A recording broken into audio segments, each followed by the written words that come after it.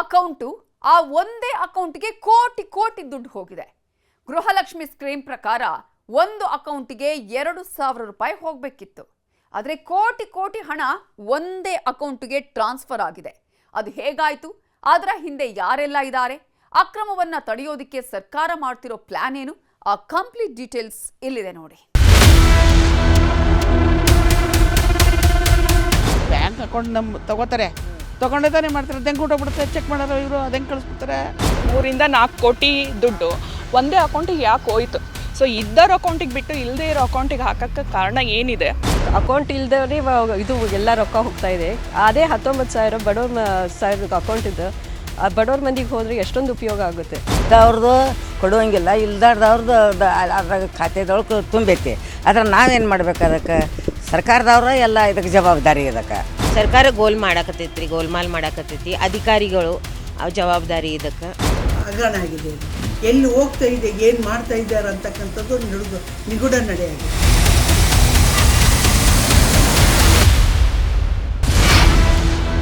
ಗೃಹಲಕ್ಷ್ಮಿ ಯೋಜನೆಯಲ್ಲಿ ಕೋಟಿ ಕೋಟಿ ಗೋಲ್ಮಾಲ್. ಒಂದು ಖಾತೆಗೆ ಕೋಟಿ ಕೋಟಿ ದುಡ್ಡು ಹೋಗಿದ್ದಾದ್ರೂ ಹೇಗೆ? ಅಕೌಂಟ್ ಇಲ್ಲದವರಿಗೂ ಹಣ ವರ್ಗಾವಣೆ ಆಗಿದ್ದ ಹೇಗೆ? ರಾಜ್ಯ ಸರ್ಕಾರದ ಪಂಚ ಗ್ಯಾರಂಟಿಗಳಲ್ಲಿ ಅತ್ಯಂತ ಜನಪ್ರಿಯ ಹಾಗೂ ದುಬಾರಿ ಯೋಜನೆ ಅಂದ್ರೆ ಅದು ಗೃಹಲಕ್ಷ್ಮಿ. ಬಡ ಮನೆಯ ಯಜಮಾನಿಗೆ ಆರ್ಥಿಕ ಬಲ ತುಂಬುವುದಕ್ಕಾಗಿ ಸರ್ಕಾರ ಕೈಗೊಂಡ ಕಾರ್ಯಕ್ರಮವೇ ಗೃಹಲಕ್ಷ್ಮಿ. ಪ್ರತಿ ತಿಂಗಳು 2,000 ರೂಪಾಯಿ ಹಾಕೋದರ ಮೂಲಕ ಪ್ರತಿ ಮನೆಯ ಯಜಮಾನಿಗೆ ಕುಟುಂಬ ನಿರ್ವಹಣೆಯಲ್ಲಿ ಸಹಕಾರಿಯಾಗಿತ್ತು ಗೃಹಲಕ್ಷ್ಮಿ ಯೋಜನೆ. ಆದ್ರೀಗ ಆ ಗೃಹಲಕ್ಷ್ಮಿಯಲ್ಲೇ ಗೋಲ್ಮಾಲಾಗಿದೆ. ಭಾರೀ ಗೋಲ್ಮಾಲಾಗಿದೆ. ಯಾರೂ ಊಹಿಸದಂಥ ಗೋಲ್ಮಾಲಾಗಿದೆ.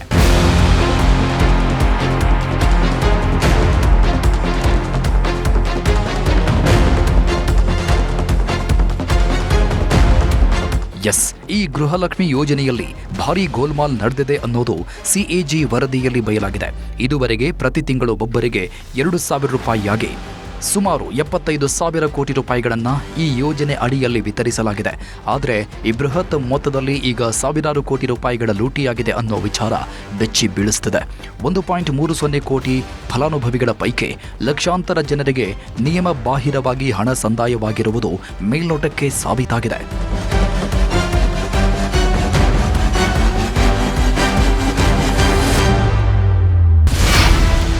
CAG ವರದಿಯಲ್ಲಿ ಹೊರಬಿತ್ತು ಬೆಚ್ಚಿ ಬೀಳಿಸುವ ಗೋಲ್ಮಾಲ್ ಸತ್ಯ. ಒಂದೇ ಅಕೌಂಟಿಗೆ ಹೋಯ್ತು 11.41 ಕೋಟಿ ದುಡ್ಡು.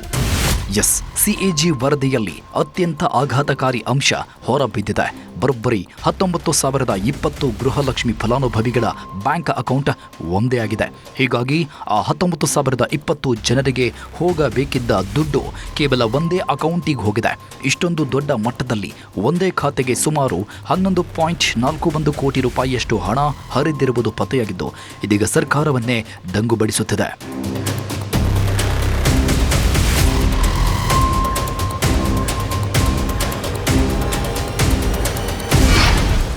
ಇನ್ನು ಗೃಹಲಕ್ಷ್ಮಿ ಗೋಲ್ಮಾಲ್ ಹೇಗೆಲ್ಲ ನಡೆದಿದೆ ಅನ್ನೋದನ್ನ ತೋರಿಸ್ತೀವಿ ನೋಡಿ. 19,020 ಗೃಹಲಕ್ಷ್ಮಿ ರದ್ದು ಒಂದೇ ಒಂದು ಬ್ಯಾಂಕ್ ಖಾತೆ ಇದೆ.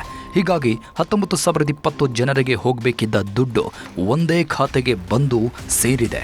ಇನ್ನು ಈ ಒಂದೇ ಬ್ಯಾಂಕ್ ಖಾತೆಗೆ 3 ತಿಂಗಳ ಅವಧಿಯಲ್ಲಿ ಸುಮಾರು 11.41 ಕೋಟಿ ರೂಪಾಯಿ ಜಮೆಯಾಗಿದೆ.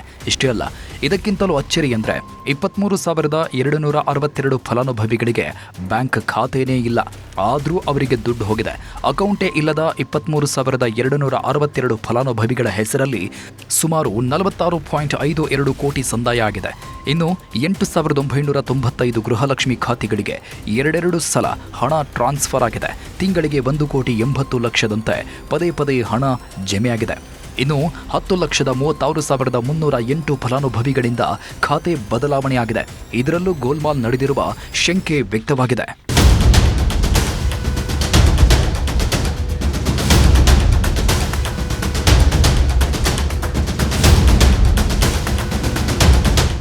ಬಡ ಹೆಣ್ಣು ಮಕ್ಕಳು ಮನೆ ಯಜಮಾನಿಯರ ಕಲ್ಯಾಣಕ್ಕಾಗಿ ಅಂತಾನೆ ತಂದ ಮಹತ್ವಾಕಾಂಕ್ಷಿ ಯೋಜನೆ ಗೃಹಲಕ್ಷ್ಮಿ. ಆದರೆ ಗೃಹಲಕ್ಷ್ಮಿ ದುಡ್ಡು ಮನೆ ಯಜಮಾನಿಯರ ಅಕೌಂಟಿಗೆ ಸೇರದೆ ಭ್ರಷ್ಟರ ಜೇಬು ಸೇರುತ್ತಿರುವುದು ಇದು ಈಗ ಬೆಚ್ಚಿ ಬೀಳಿಸುತ್ತಿದೆ. ಸಿಎಜಿ ವರದಿಯಲ್ಲಿ ಗೃಹಲಕ್ಷ್ಮಿ ಗೋಲ್ಮಾಲ್ಗೆ ಸಂಬಂಧಪಟ್ಟಂತೆ ಕಂಪ್ಲೀಟ್ ಮಾಹಿತಿಯನ್ನ ಉಲ್ಲೇಖಿಸಲಾಗಿದೆ. ಎಲ್ಲೆಲ್ಲಿ ಎಷ್ಟೆಷ್ಟು ಹಣದ ಅಕ್ರಮ ಆಗಿದೆ, ಎಷ್ಟೆಷ್ಟು ಖಾತೆಗಳಿಗೆ ದುಡ್ಡು ರವಾನೆ ಆಗಿದೆ ಅನ್ನೋದೆಲ್ಲವೂ ಸಿಎಜಿ ವರದಿಯಲ್ಲಿ ದಾಖಲಾಗಿದೆ. ಸಿಎಜಿ ವರದಿ ನೋಡಿ ಇದೀಗ ಸರ್ಕಾರವೇ ದಂಗಾಗಿ ಹೋಗಿದೆ. ಇಷ್ಟೊಂದು ಪ್ರಮಾಣದಲ್ಲೂ ದುಡ್ಡು ಲೂಟಿ ಆಗುತ್ತಾ ಅಂತ ಸರ್ಕಾರವೇ ಶಾಕ್ಗೆ ಒಳಗಾಗಿದೆ.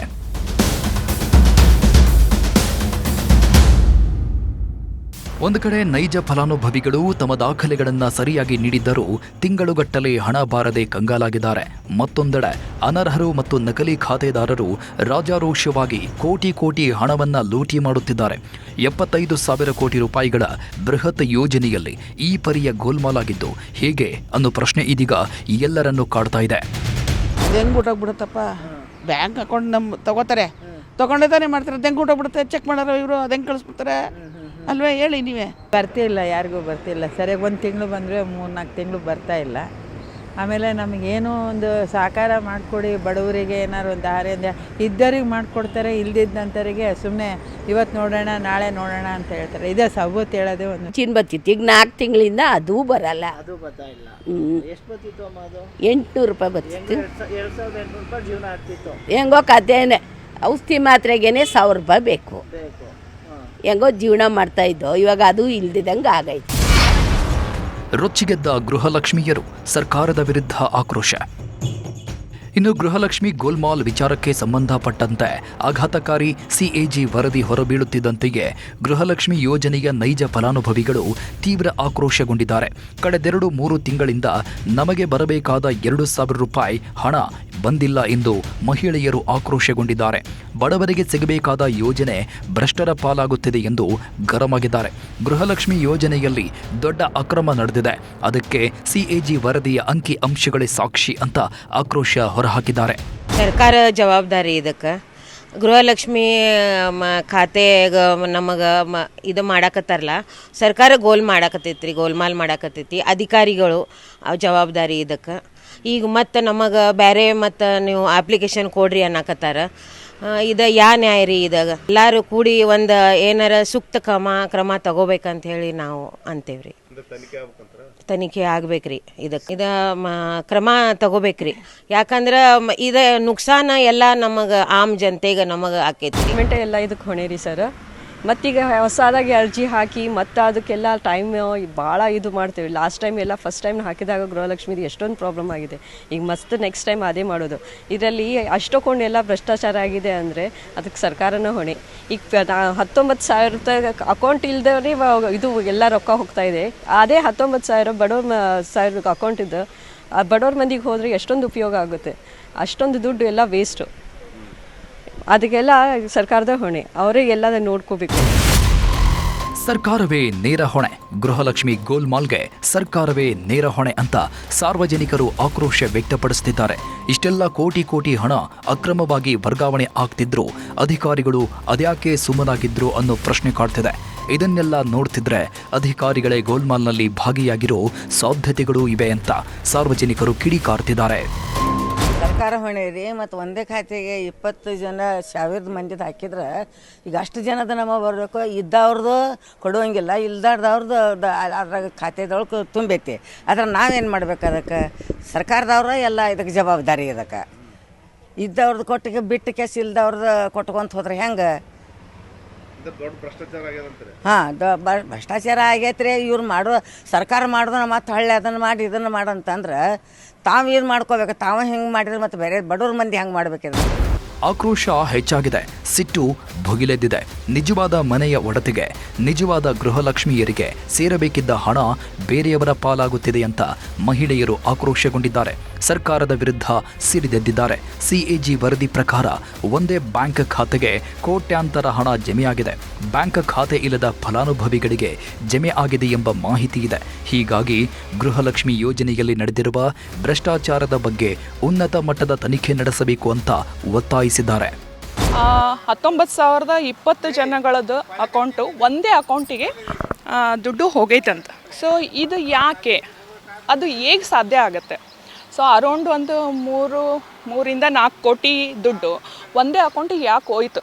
ಸೊ ಫಲಾನುಭವಿಗಳಿಗೆ ಇಲ್ಲದೆ ಇರೋರ ಅಕೌಂಟಿಗೂ ದುಡ್ಡು ಹಾಕಿದ್ದೀರಾ. ಸೊ ಇದ್ದರ ಅಕೌಂಟಿಗೆ ಬಿಟ್ಟು ಇಲ್ಲದೆ ಇರೋ ಅಕೌಂಟಿಗೆ ಹಾಕೋಕ್ಕೆ ಕಾರಣ ಏನಿದೆ? ಸೊ ಇದನ್ನು ಯಾಕೆ ಮಾಡ್ತಾ ಇದ್ದೀರಾ ಸರ್ಕಾರ? CAG ಅವರು ಏನು ಮಾಡಿದ್ದಾರೆ, ಅದು ಸರಿಯಾದಂಥ ವರದಿಯನ್ನು ಕೊಟ್ಟಿದ್ದಾರೆ ಅವರು. ಸೊ ಯಾವುದೇ ರೀತಿ ಫೇಕ್ ಡಾಕ್ಯುಮೆಂಟ್ಸ್ ಕ್ರಿಯೇಟ್ ಮಾಡಿ ನಮಗೆ ಉತ್ತರ ಕೊಟ್ಟರೆ ನಾವು ಕೇಳಲ್ಲ, ಜನಗಳಿಗೆ ನಾವು ಯಾವುದೇ ರೀತಿ ಕೇಳಲ್ಲ. ಆದ್ರೆ ಅದು 2 ತಿಂಗಳ 3 ತಿಂಗಳ ಬರೋದೇ ಇಲ್ಲ. ಅದು ಯಾಕೆ ಬರೋದಿಲ್ಲ ಗೊತ್ತಾಗವಲ್ದು. ಯಾರ್ಯಾರು ಏನೇನು ಇದನ್ನು ಮಾಡ್ತಾರೋ ಗೊತ್ತಿಲ್ಲ. ಹಿಂದಕ್ಕೆ 5 ತಿಂಗಳದ್ದು ಬಂದಿಲ್ಲ, ನಮಗೆ ಯಾರಿಗೂ ಬಂದಿಲ್ಲ. ಅಲ್ಲ ಮಾಡಬೇಕು, ತನಿಖೆ ಮಾಡಲಿ ಆದ್ರೆ ಕರೆಕ್ಟ್ ಇದ್ದವ್ರಿಗೆ ಎಲ್ಲರಿಗೂ ಕೊಡಲಿ ಅವರು. ನಾವು ಯಾರಿಗೂ ಅದಕ್ಕೇನು ಇದು ಇಲ್ಲ.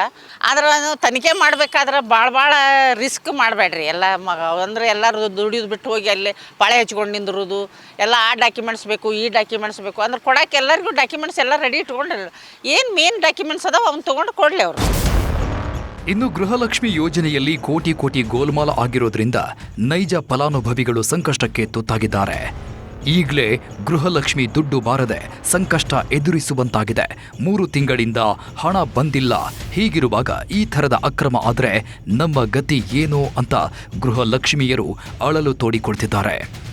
ಗೃಹಲಕ್ಷ್ಮಿ ಅಮೌಂಟ್ ಬರ್ಬೇಕಿದ್ರಿ, 3 ತಿಂಗಳಿಂದ ಬಂದಿಲ್ಲ. ಅದು ಯಾರಿಗೆ ಬರ್ಬೇಕು ಅವ್ರ ಅಕೌಂಟಿಗೆ ಬಂದ್ರೆ ಅವ್ರಿಗೆ ಬಡವ ಜನರಿಗೆಲ್ಲ ಉಪಯೋಗ ಆಗುತ್ತೆ. ಆದಷ್ಟು CIG ತನಿಖೆ ಆದ್ರೂ ಇನ್ನೂ ಬರ್ತಾಯಿಲ್ಲ. ಎಲ್ಲ ಡಾಕ್ಯುಮೆಂಟ್ ಪರಿಶೀಲನೆ ಮಾಡಿ ಆದಷ್ಟು ಒಳ್ಳೆಯ ರೀತಿಯಿಂದ ಸರ್ಕಾರ ನಡೆಸ್ರಿ. ಆದಷ್ಟು ಯಾರಿಗೆ ಸೇರ್ಬೇಕು, ಫಲಾನುಭವಿಗಳು ಯಾರದಾರ ಅವ್ರಿಗೆ ಸೇರೋ ಹಂಗೆ ಮಾಡಿರಿ ಅಂತೇಳಿ ಕೇಳ್ಕೊತೀವಿ. ದುರುಪಯೋಗ ಆಗ್ತಿದ್ದಿಲ್ಲ, ಅದನ್ನು ಸರಿಯಾದ ರೀತಿ ವಿಚಾರಣೆ ನಡೆಸಿ ಒಳ್ಳೆಯ ರೀತಿ ಅದಕ್ಕೊಂದು ಪರಿಹಾರ ಕಲ್ಪಿಸ್ಬೇಕಂತೇಳಿ ನಾವು ಈ ಮೂಲಕ ಕೇಳ್ಕೊತೀವಿ. ಅದು ಇಲ್ಲ ಅಂದಿದ್ರೆ ನಾವು ಹೆಂಗೆ ಬದುಕ್ತಿದ್ದೀವಿ ರೀ. ಅದನ್ನು ಆಸೆ ತೋರಿಸಿ ಈಗ ಬದುಕು ಅಂದ್ರೆ ಹೆಂಗೆ ಬದುಕ್ತಾರೆ ರೀ ಮನುಷ್ಯ? ಏನೋ ಯಾವ ಸಂಘದವರು ಯಾವ ರಾಜಕೀಯದಾರ ಹಾಕ್ತಾರೋ ದೇವ್ರಿಗೆ ಗೊರ್ತ್ರಿ. ಯಾವ ರಾಜಕೀಯದಾರ ಹಾಕಿದ್ರು ಚಲೋ ಮಾಡ್ಕೊಂಡು ಹೋಗ್ಬೇಕ್ರಿ. ಆಗಬಾರ್ದು ರೀ, ಈ ರೀತಿ ಆಗಬಾರ್ದು ರೀ. ಮತ್ತು ಸರ್ಕಾರದವರು ಅವರು ತಮ್ಮದು ಇದನ್ನು ನೋಡಿಕೊಂಡು ತಾವು ಮಾಡ್ಕೊಳ್ಳೋರಲ್ರಿ. ಅದಕ್ಕೆ ನಾವು ಬಡವರು ಏನು ಹೇಳ್ಬೇಕ್ರಿ, ಮಾಡಬಾರ್ದು, ಎಲ್ಲರಿಗೆ ಚಲೋ ಮಾಡ್ಬೇಕಂತ ಇಷ್ಟ ಹೇಳ್ತೀವಿ ನೋಡ್ರಿ. ಲೋಪ ಮಾಡಬಾರ್ದು. ಯಾವುದೇ ರಾಜಕೀಯ ಅದಾರಲ್ರಿ, ಎಲ್ಲ ಬಡವರಿಗೆ ಸ್ವಲ್ಪ ಇದು ಸಹಾಯ ಮಾಡ್ಬೇಕ್ರಿ. 3 ತಿಂಗಳಿಂದ ಬಂದಿಲ್ಲ ರೀ ಸರ್. ಮತ್ತೀಗ ಬೇರೆ ಅಕೌಂಟಿಗೆ ಹೋಗತ್ತೆ ಅಂತ ನಾವು ಕೇಳಿದ್ವಿ. ಅದು ನಮ್ಮ ಅಕೌಂಟಿಗೆ ಬರೋಂಗೆ ಮಾಡಿದ್ರೆ ನಮ್ಗೆ ಅದರಲ್ಲಿಂದ ಒಂದು ಸ್ವಲ್ಪ ಸಹಾಯ ಐತ್ರಿ ಸರ್. ನಮಗೆ 4 ಹೆಣ್ಮಕ್ಳು 1 ಗಂಡು ಮಗ, ಅದ್ರಾಗ ನಡಿಬೇಕು ರೀ ಸರ್. ನಮ್ಮದು ನಮ್ಮ ಪುಣ್ಯ ಇತ್ತು ರೀ, ಅದು ಒಂದು ಸ್ವಲ್ಪ ಈಗಿಲ್ಲ ಬರುವಲ್ದು. ನಮ್ಮ ಅಕೌಂಟಿಗೆ ಬಂದ್ರೆ ಚಲೋ ಐತ್ರಿ, ಪುಣ್ಯ ಇದ್ದು ಕೆಲಸ ಅದ ರೀ ಸರ್. ಅದು ಹಂಗಾದ್ರೆ ನಮಗೂ ಬರುವಂಗೆ ಮಾಡಿರಿ ಸರ್. ಹಾಂ, ನಮಗೂ ನಮ್ಮ ಬರಬಾರ್ದು ರೀ. ಹಂಗೆ ಮಾಡಿ ಒಂದು ಸ್ವಲ್ಪ ಏನಾರ ನಮಗೇನು ಇದ್ರಾಗ ತಿಳಿದಿಲ್ಲ ರೀ ಸರ್. ಇಷ್ಟ ಬರೋದು ಬಂದಾಗೈತಿ, ಅದೊಂದು ಸ್ವಲ್ಪ ಸಹಾಯ ಇತ್ತು, ಅದಕ್ಕೆ ಅಷ್ಟೇ ಹೇಳ್ಕೊಳೋದ್ರಿ. ಗೋಲ್ಮಾಲ್ ತನಿಖೆಗೆ ಆಗ್ರಹಿಸಿದ ಗೃಹಲಕ್ಷ್ಮಿಯರು. ಇನ್ನು ಗೃಹಲಕ್ಷ್ಮಿಯಲ್ಲಿ ಆಗಿರೋ ಗೋಲ್ಮಾಲ್ ಕುರಿತಂತೆ ಸಿಟ್ಟಿಗೆದ್ದ ಮಹಿಳೆಯರು ಸರ್ಕಾರ ಮತ್ತು ಅಧಿಕಾರಿಗಳ ವಿರುದ್ಧ ಕಿಡಿಕಾರಿದ್ದಾರೆ. ಯಾವ ಅಕೌಂಟಿಗೆ ಕೋಟಿ ಕೋಟಿ ಹಣ ಹೋಯಿತು ಅನ್ನೋದನ್ನ ಸರ್ಕಾರ ಆದಷ್ಟು ಬೇಗ ಪತ್ತೆ ಹಚ್ಚಿ ಅದಕ್ಕೆ ಕಾರಣ ಯಾರು ಅಂತಲೂ ಹುಡುಕಿ ಕ್ರಮ ಕೈಗೊಳ್ಳಬೇಕು ಅಂತ ಗೃಹಲಕ್ಷ್ಮಿಯರು ಒತ್ತಾಯಿಸುತ್ತಿದ್ದಾರೆ. ಮಹಿಳೆಯರಿಗೆ ವರದಾನವಾಗಬೇಕಾಗಿದ್ದ ಗೃಹಲಕ್ಷ್ಮಿ ಯೋಜನೆಯಲ್ಲೇ ಈ ರೀತಿಯಾಗಿ ಗೋಲ್ಮಾಲ್ ಆಗಿರೋದು ಎಲ್ಲರನ್ನೂ ಬೆಚ್ಚಿ ಬೀಳಿಸುತ್ತಿದೆ. ಗೃಹಲಕ್ಷ್ಮಿ ಯೋಜನೆ ಇದರಲ್ಲಿ ನಿಜವಾಗ್ಲೂ ಆ ಸರ್ಕಾರದ ಒಂದು ನಡೆ ಮಾತ್ರ ನಿಗೂಢವಾಗಿದೆ. ಅವ್ರು ಹೇಳ್ತಕ್ಕಂಥದ್ದನ್ನು ನೋಡಿದ್ರೆ ಕಳೆದ ವರ್ಷ 5,000 ಕೋಟಿ ಎಲ್ಲೋಗಿದೆ ಅಂತಕ್ಕಂಥದ್ದು ನಾಪತ್ತೆಯಾಗಿದೆ. ನಮ್ಮ ನಾಯಕರು ಕೂಡ ಕೇಳಿದರು, ಅದಕ್ಕೆ ಲೆಕ್ಕ ಕೊಟ್ಟು ಹೋಗಲಿ ಅಂತ ಕೂಡ ನಾವು CM ಅವ್ರ ಹತ್ರ ನಾವು ಕೇಳಿದ್ದೀವಿ ಕೂಡ. ಅದು ಎಲ್ಲಿಂದೋ ಮರ್ಚಿಕೆ ಆಯಿತು. ಅದಲ್ಲದೆ ಇದು ಒಂದು ಹೊಸದಾಗಿರ್ತಕ್ಕಂಥ ಒಂದು ಯೋಜನೆ, ಹಗರಣ ಆಗಿದೆ. ಇದು ಎಲ್ಲಿ ಹೋಗ್ತಾ ಇದೆ, ಏನು ಮಾಡ್ತಾ ಇದ್ದಾರೆ ಅಂತಕ್ಕಂಥದ್ದು ನಿಗೂಢ ನಡೆಯಾಗಿದೆ. ನಿರ್ವಹಣೆ ಮಾಡ್ತಕ್ಕಂಥ ಸಮಿತಿಯವರಿಗೆ ಆ ಸರ್ಕಾರದ ಹಣ, ತೆರಿಗೆ ಹಣ ಕೊಡ್ತಾ ಇದ್ದಾರೆ. ಅದರ ಜೊತೆಗೆ ಇದನ್ನು ಲೆಕ್ಕ ಕೂಡ ಕೊಡ್ತಾ ಇಲ್ಲ. ಇದರ ನಡೆಯುವುದು ನಮ್ಗೆ ನಿಗೂಢವಾಗಿದೆ. ಇನ್ನು ಗೃಹಲಕ್ಷ್ಮಿಯಲ್ಲಿನ ಗೋಲ್ಮಾಲ್ಗೆ ಸಂಬಂಧಪಟ್ಟಂಗೆ ಮಹಿಳೆಯರು ಒಂದಷ್ಟು ಪ್ರಶ್ನೆಗಳನ್ನು ಎತ್ತಿದ್ದಾರೆ. ನಂಬರ್ 1, ಬಡವರಿಗೆ ಸಿಗಬೇಕಾದ ಹಣ ಯಾರ ಪಾಲಾಗ್ತಿದೆ? ನಂಬರ್ 2, ಒಂದೇ ಖಾತೆಗೆ ಕೋಟಿ ಕೋಟಿ ಹಣ ಹೋಗಿದ್ದು ಹೇಗೆ? ನಂಬರ್ 3, ಗೋಲ್ಮಾಲ್ನಲ್ಲಿ ಅಧಿಕಾರಿಗಳು ಶಾಮೀಲಾಗಿರೋ ಶಂಕೆ ಇದೆ. ನಂಬರ್ 4, ಗೃಹಲಕ್ಷ್ಮಿ ಯೋಜನೆಯಲ್ಲಿನ ಭ್ರಷ್ಟಾಚಾರದ ತನಿಖೆ ಆಗಬೇಕು ಅಂತ ಆಗ್ರಹಿಸುತ್ತಿದ್ದಾರೆ ಗೃಹಲಕ್ಷ್ಮಿಯರು. ಸರ್ಕಾರದ ವಿರುದ್ಧ ತೀವ್ರ ಅಸಮಾಧಾನ ವ್ಯಕ್ತಪಡಿಸುತ್ತಿರೋ ಗೃಹಲಕ್ಷ್ಮಿಯರು ನಮಗೆ ಬರಬೇಕಾದ ಹಣ ನಮಗೆ ಕೊಡ್ಲಿ, ಕಳೆದ 2 ತಿಂಗಳಿಂದ ಹಣ ಬಂದಿಲ್ಲ, ಅದನ್ನ ಬಿಟ್ಟು ಸರ್ಕಾರ ಅಕ್ರಮ ಆಗಿದೆ ಅಂದ್ರೆ ಹೇಗೆ ಅಂತ ಪ್ರಶ್ನಿಸುತ್ತಿದ್ದಾರೆ. ನಾವು ನಮ್ಮ ದಾಖಲೆಗಳನ್ನೆಲ್ಲ ಸರಿಯಾಗಿ ಕೊಟ್ಟಿದ್ದೇವೆ, ಆದರೂ ನಮಗೆ ಹಣ ಬರುತ್ತಿಲ್ಲ, ಪ್ರತಿ ತಿಂಗಳು ನಮ್ಮ ಖಾತೆಗೆ ತಪ್ಪದೇ ಹಣ ಹಾಕಿ ಅಂತ ಸರ್ಕಾರವನ್ನ ಆಗ್ರಹಿಸುತ್ತಿದ್ದಾರೆ.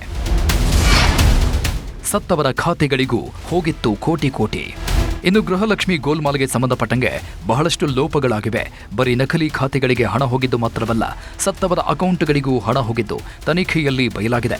ಲಕ್ಷಾಂತರ ಮೃತರ ಖಾತೆಗಳಿಗೆ ಹಣ ಹೋಗಿದೆ. ನೈಜ ಫಲಾನುಭವಿಗಳು ಸತ್ತಿದ್ದರೂ ಅವರ ಖಾತೆಗಳು ಆಕ್ಟಿವ್ ಆಗಿದ್ದರಿಂದ ಆ ಖಾತೆಗಳಿಗೆ ಹಣ ಹೋಗ್ತದೆ. ಇಷ್ಟೇ ಅಲ್ಲ, ಹೀಗೆ ಮೃತರ ಖಾತೆಗಳಿಗೆ ಹೋಗಿರೋ ಹಣವನ್ನ ಅವರ ಸಂಬಂಧಿಕರು ಎಟಿಎಂ ಮೂಲಕ ಡ್ರಾ ಮಾಡಿಕೊಂಡಿರೋ ವಿಚಾರವೂ ಬೆಳಕಿಗೆ ಬಂದಿದೆ.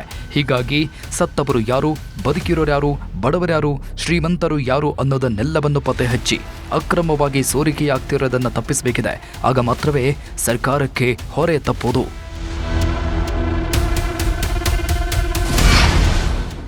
ಗೃಹಲಕ್ಷ್ಮಿ ಹಣವನ್ನ ನುಂಗಿದವರು ಯಾರು? ಇನ್ನು ಗೃಹಲಕ್ಷ್ಮಿ ಯೋಜನೆಯಲ್ಲಿ ಆಗಿರೋ ಲೋಪಗಳು, ನಡೆದಿರೋ ಗೋಲ್ಮಾಲ್ಗಳು ರಾಜ್ಯದಾದ್ಯಂತ ಸಂಚಲನ ಮೂಡಿಸಿದೆ. ಯಾಕಂದ್ರೆ ಇದು ಕೇವಲ ಒಂದು ಜಿಲ್ಲೆಯಲ್ಲಾಗಿಲ್ಲ, ಇಡೀ ಕರ್ನಾಟಕದಲ್ಲಿ ಗೋಲ್ಮಾಲ್ ಆಗಿದೆ. ಮಧ್ಯವರ್ತಿಗಳ ಕಾಟ ತಪ್ಪಿಸುವುದಕ್ಕಾಗಿ ಸರ್ಕಾರದಿಂದ ನೇರವಾಗಿ ಫಲಾನುಭವಿಗಳಿಗೆ ಹಣ ವರ್ಗಾವಣೆ ಮಾಡೋ ಸ್ಕೀಮ್ ತಂದರು. ಅದರಲ್ಲೂ ಗೋಲ್ಮಾಲ್ ಮಾಡಿ ಕೋಟಿ ಕೋಟಿ ಲೂಟಿ ಮಾಡಲಾಗಿದೆ ಅನ್ನೋದೇ ಈಗ ಎಲ್ಲರನ್ನ ಆತಂಕಕ್ಕೆ ಈಡು ಮಾಡಿರೋ ವಿಚಾರ. ಅಧಿಕಾರಿಗಳ ಕೈವಾಡ ಇಲ್ಲದೆ ಇಷ್ಟೊಂದು ಗೋಲ್ಮಾಲ್ ಆಗುವುದಕ್ಕೆ ಸಾಧ್ಯವಿಲ್ಲ ಅನ್ನೋದು ಸಾರ್ವಜನಿಕರ ಆಕ್ರೋಶದ ಮಾತುಗಳು.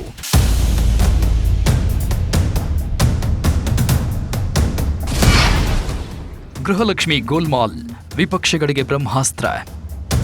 ಇನ್ನು ಈ ಗೃಹಲಕ್ಷ್ಮಿ ಗೋಲ್ಮಾಲ್ ಇದೀಗ ಪ್ರತಿಪಕ್ಷಗಳಿಗೆ ರಾಜಕೀಯ ಅಸ್ತ್ರವಾಗಿ ಪರಿಣಮಿಸಿದೆ. ಸಿಎಜಿ ವರದಿಯ ಆಘಾತಕಾರಿ ಅಂಶಗಳನ್ನು ಮುಂದಿಟ್ಟುಕೊಂಡು ಬಿಜೆಪಿ ಮತ್ತು ಜೆಡಿಎಸ್ ನಾಯಕರು ರಾಜ್ಯ ಸರ್ಕಾರದ ವಿರುದ್ಧ ಮುಗಿಬಿದ್ದಿದ್ದಾರೆ. ದೋಸ್ತಿ ಪಕ್ಷಗಳಿಗೆ ಈ ಭ್ರಷ್ಟಾಚಾರದ ವರದಿ ಬ್ರಹ್ಮಾಸ್ತ್ರದಂತೆ ಸಿಕ್ಕಿದ್ದು, ಇದನ್ನೇ ಬೃಹತ್ ಹೋರಾಟವಾಗಿ ಬದಲಾಯಿಸಲು ವಿಪಕ್ಷಗಳು ಪ್ಲಾನ್ ಮಾಡ್ತಿವೆ. ಅಧಿವೇಶನದಲ್ಲೂ ಈ ಅಂಶಗಳನ್ನೇ ಮುಂದಿಟ್ಟುಕೊಂಡು ಸರ್ಕಾರವನ್ನ ಕಟ್ಟಿಹಾಕಲು ರಣತಂತ್ರ ರೂಪಿಸುತ್ತಿದ್ದಾರೆ. ಈ ಹಿಂದೆ ಗೃಹಲಕ್ಷ್ಮಿಯರ ಖಾತೆಗೆ 3 ತಿಂಗಳಿಂದ ಹಣ ಹೋಗಿದೆಯಾ ಹೋಗಿಲ್ವಾ ಅನ್ನೋ ವಿಚಾರಕ್ಕೆ ಸಂಬಂಧಪಟ್ಟಂಗೆ 5,000 ಕೋಟಿಯ ಗೃಹಲಕ್ಷ್ಮಿ ದುಡ್ಡಿಗೆ ಸಂಬಂಧಿಸಿದಂತೆ ಸರ್ಕಾರದ ವಿರುದ್ಧ ಸಮರ ಸಾರಿದ್ದರು ವಿಪಕ್ಷ ನಾಯಕರು. ಇದೀಗ ಮತ್ತದೇ ಗೃಹಲಕ್ಷ್ಮಿಯರ ಕಿಚ್ಚು ಸರ್ಕಾರವನ್ನ ಬೆಂಕಿ ಕೆಂಡದಂತೆ ಸುಡೋ ಸಾಧ್ಯತೆಯಿದೆ. 2 ಬ್ರಹ್ಮಾಸ್ತ್ರಗಳ ಪ್ರಯೋಗಕ್ಕೆ ವಿಪಕ್ಷಗಳ ರಣತಂತ್ರ. ವಿಪಕ್ಷಗಳು ಗೃಹಲಕ್ಷ್ಮಿ ಯೋಜನೆಯನ್ನ ದೊಡ್ಡ ಮಟ್ಟದ ಹೋರಾಟವಾಗಿ ಪರಿವರ್ತಿಸಲು ರಣತಂತ್ರ ರೂಪಿಸುತ್ತದೆ. ಯಾಕಂದ್ರೆ ರಾಜ್ಯದ ಮಹಿಳೆಯರ ಪರವಾದ ಹೋರಾಟವನ್ನಾಗಿ ಬದಲಾಯಿಸಿ ಜನರ ದುಡ್ಡು ಲೂಟಿ ಮಾಡುತ್ತಿದೆ ಸರ್ಕಾರ ಅನ್ನೋ ಥರದಲ್ಲಿ ಬಿಂಬಿಸುವ ಮೂಲಕ ಸರ್ಕಾರವನ್ನ ಇಕ್ಕಟ್ಟಿಗೆ ಸಿಲುಕಿಸಲು ವಿಪಕ್ಷಗಳು ಮಾಸ್ಟರ್ ಪ್ಲಾನ್ ಮಾಡುತ್ತದೆ. ಈ ಗೃಹಲಕ್ಷ್ಮಿ ಬ್ರಹ್ಮಾಸ್ತ್ರದ ಜೊತೆಗೆ ವಿಪಕ್ಷಗಳ ಕೈಗೆ ಇನ್ನೂ 2 ಬ್ರಹ್ಮಾಸ್ತ್ರಗಳು ಇವೆ. ಬಿಡದಿ ಬಡಿದಾಟವನ್ನು ಸರ್ಕಾರದ ವಿರುದ್ಧದ ಅಸ್ತ್ರವಾಗಿ ಪ್ರಯೋಗಿಸಲು ವಿಪಕ್ಷಗಳು ಸಜ್ಜಾಗಿ ನಿಂತಿದೆ. ಈಗಾಗಲೇ ಬಿಡದಿ ಬಡಿದಾಟ ತಾರಕಕ್ಕೇರಿರೋ ಟೈಮಲ್ಲೇ ಪೋಸ್ಟರ್ ವಾರ್ಗಳು ಬೆಂಕಿಯಂತೆ ಸುಡ್ತಾ ಇರೋ ಟೈಮಲ್ಲಿ, ಬಿಡದಿ ಬೆಂಕಿ ಕೆಂಡವಾಗಿರೋ ಟೈಮಲ್ಲೇ ಗೃಹಲಕ್ಷ್ಮಿ ಗೋಲ್ಮಾಲ್ ಹೊರಬಿದ್ದಿದೆ. ಇದು ಈಗ ಸರ್ಕಾರದ ವಿರುದ್ಧದ ಅಸ್ತ್ರವಾಗಿ ವಿಪಕ್ಷಗಳ ಕೈಗೆ ಸಿಕ್ಕಂತಾಗಿದೆ. ಇನ್ನು ಸಿಎಜಿ ವರದಿಯ ಆಧಾರದ ಮೇಲೆ ಗೃಹಲಕ್ಷ್ಮಿಯರ ಬ್ಯಾಂಕ್ ಖಾತೆಗಳ ವಿವರಗಳನ್ನು ಮರುಪರಿಶೀಲಿಸಲು ಅಧಿಕಾರಿಗಳಿಗೆ ಕಟ್ಟುನಿಟ್ಟಿನ ಸೂಚನೆ ನೀಡಲಾಗಿದೆ.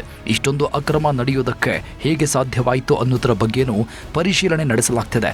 ಈ ಎಲ್ಲ ಬೆಳವಣಿಗೆಗಳ ನಡುವೆ ಗೃಹಲಕ್ಷ್ಮಿ ಯೋಜನೆಗೆ ಸರ್ಕಾರ ಹೊಸ ರೂಲ್ಸ್ ತಂದಿದೆ. ಆ ರೂಲ್ಸ್ ಇದೀಗ ನಕಲಿ ಗೃಹಲಕ್ಷ್ಮಿಯರನ್ನ ಕಂಗಾಲು ಮಾಡ್ತಿದೆ.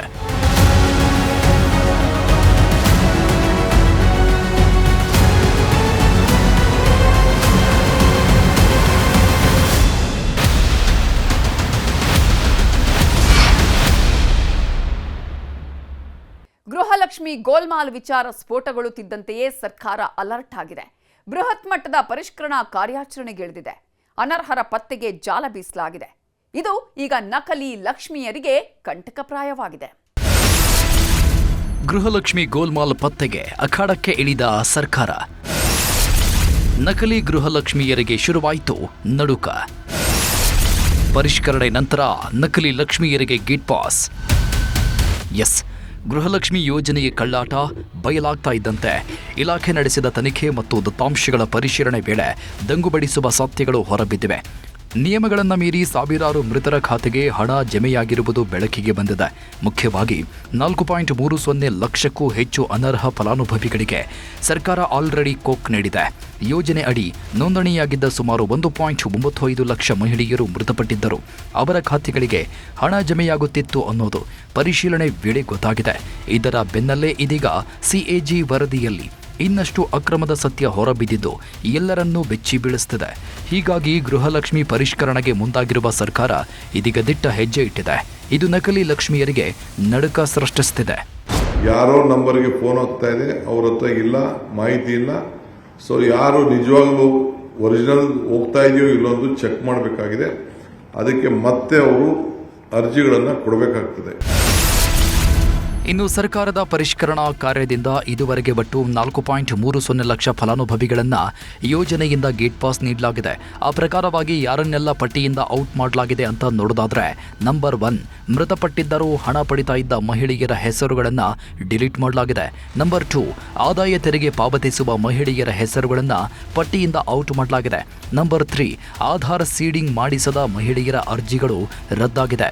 ನಂಬರ್ 4 KYC ಪ್ರಕ್ರಿಯೆ ಮುಗಿಸದ ಜನರಿಗೆ ಕೋಕ್ ನೀಡಲಾಗಿದೆ.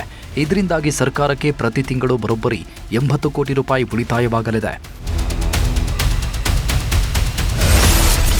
ಗೃಹಲಕ್ಷ್ಮಿ ಹಣ ಬೇಕಂದ್ರೆ ಬಯೋಮೆಟ್ರಿಕ್ ಕಡ್ಡಾಯ. ಎಸ್, ಗೃಹಲಕ್ಷ್ಮಿ ಯೋಜನೆಯಲ್ಲಿ ಸಾಕಷ್ಟು ಹಣದ ದುರ್ಬಳಕೆ ಆಗಿದೆ ಅಂತ ಗೊತ್ತಾಗ್ತಾ ಇದ್ದಂತೆ ಅದನ್ನು ತಡೆಯುವುದಕ್ಕೆ ಸರ್ಕಾರ ಮಾಸ್ಟರ್ ಪ್ಲಾನ್ ಮಾಡಿತ್ತು. ಅದಕ್ಕಾಗಿ ನೈಜ ಮತ್ತೊಮ್ಮೆ ಫಲಾನುಭವಿಗಳ ಮಾಹಿತಿ ಪರಿಷ್ಕರಣೆಗೆ ಮುಂದಾಯಿತು. ಅದರ ಜೊತೆಗೆ ಬಯೋಮೆಟ್ರಿಕ್ ವ್ಯವಸ್ಥೆಯನ್ನು ಕಡ್ಡಾಯಗೊಳಿಸಿತ್ತು. ಬಯೋಮೆಟ್ರಿಕ್ ಕಡ್ಡಾಯ ಮಾಡಿರೋದ್ರಿಂದ ನೈಜ ಫಲಾನುಭವಿ ಯಾರಿದ್ದಾರೋ ಅವರು ಬಯೋಮೆಟ್ರಿಕ್ ತಂಬ್ ಇಂಪ್ರೆಷನ್ ಮಾಡಿದರೆ ಮಾತ್ರನೇ ದುಡ್ಡು ಡ್ರಾ ಮಾಡಿಕೊಳ್ಳೋದಕ್ಕೆ ಸಾಧ್ಯವಾಗಲಿದೆ. Biometric, mobile number, Aadhaar card ಎಲ್ಲವೂ ಲಿಂಕ್. ಇನ್ನು ನೈಜ ಫಲಾನುಭವಿಗಳು ತಮ್ಮ ಹತ್ತಿರದ ಬೆಂಗಳೂರು 1, ಕರ್ನಾಟಕ 1 ಅಥವಾ ಸೇವಾ ಸಿಂಧು ಕೇಂದ್ರಗಳಿಗೆ ಭೇಟಿ ನೀಡಿ ಆಧಾರ್ ಕಾರ್ಡ್, ರೇಷನ್ ಕಾರ್ಡ್ ಜೊತೆಗೆ ಚಾಲ್ತಿಯಲ್ಲಿರುವ ಮೊಬೈಲ್ ಸಂಖ್ಯೆ ಹಾಗೂ ಬಯೋಮೆಟ್ರಿಕ್ ನೀಡುವ ಮೂಲಕ ತಮ್ಮ ಖಾತೆಯನ್ನು ಮರು ನೋಂದಣಿ ಮಾಡಿಸಿಕೊಳ್ಳಬೇಕಿದೆ.